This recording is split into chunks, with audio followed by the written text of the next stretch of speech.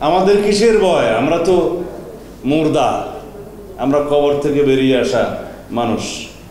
হাসিনার এবং তার দোসরদের প্রত্যেকের বিচার হবে, সেই জন্য আমরা অপেক্ষা করছি এই বাংলাদেশে। এখন আমরা এই মুক্ত স্বাধীন নতুন বাংলাদেশে আমরা অপেক্ষা করছি একটি ন্যায় বিচারের, যেখানে গণহত্যার বিচার হবে, যেখানে গুমের বিচার হবে, অপহরণের বিচার হবে, ইলিগ্যাল ডিটেনশনের বিচার হবে।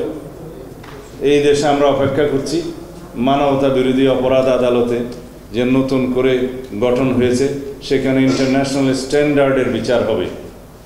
সেই বিচারে পতিত ফ্যাসিবাদের হাসিনার এবং তার দোসরদের প্রত্যেকের বিচার হবে, সেই জন্য আমরা অপেক্ষা করছি এই বাংলাদেশে।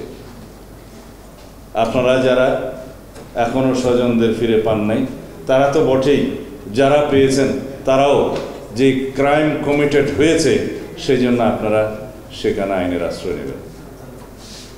এই দেশ থেকে সো-কল্ড আয়নাঘর নামে যে সমস্ত স্থাপনা ছিল, সেগুলো উচ্ছেদের বাসনা, প্রতিশ্রুতি সব কিছু 5 তারিখে আমরা দিয়েছি যে এই মুহূর্ত থেকে কোনো রকমের আয়নাঘর বাংলাদেশে অস্তিত্ব থাকতে পারবে না। শিয়া বাটার ও ভিটামিন ই সমৃদ্ধ lily glam beauty soap. Lily, always beautiful. 18 কোটি জনগণের কণ্ঠ একসাথে মিলে গিয়েছে। আপনারা দেখেছেন কিছু ভিকটিম আয়নাঘরের, তার 6ই আগস্ট মনে হয় বা 7ই আগস্ট মুক্ত হয়েছে, 5ই আগস্টে মুক্ত হয়েছে।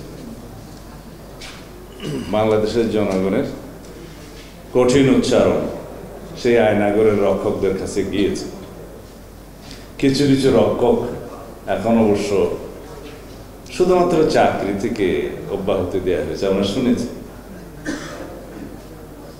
একজন আয়নাঘরের হোতা, বাংলাদেশের সবচেয়ে নটোরিয়াস কিলার জেনারেল জিয়াউল হাসান, তাকে কেবল গ্রেফতার করা হয়েছে, ডিটেনশন ইন্টারোগেশন করা হয়নি।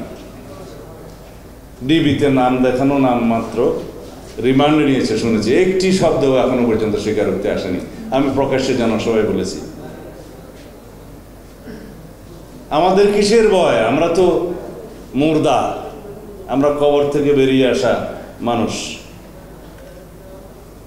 আমরা মানুষের অধিকারের জন্য বাংলাদেশ থেকে চিরতরে গ্রহের অপসংস্কৃতি বন্ধ করার জন্য আমাদের বাকি জীবন কাটিয়ে দেব।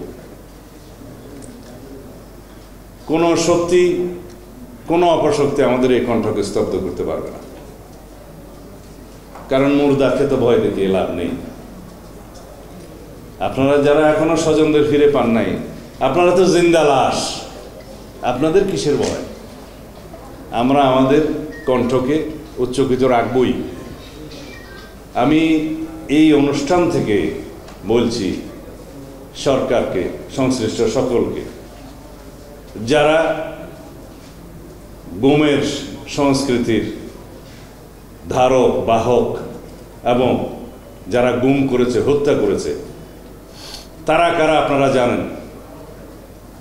বাংলাদেশে গণতদন্ত হয়েছে মানুষের। এই জিয়াউল হাসান, ডিবি হারুন, মনিরুল, আর কে কে ভাই, বেনজির, মনিরুল, বিপ্লব, মেহেদি, যত আছে, all the bloody criminals, killers, they must be brought to justice immediately. তাদেরকে ইন্টারোগেট করতে হবে।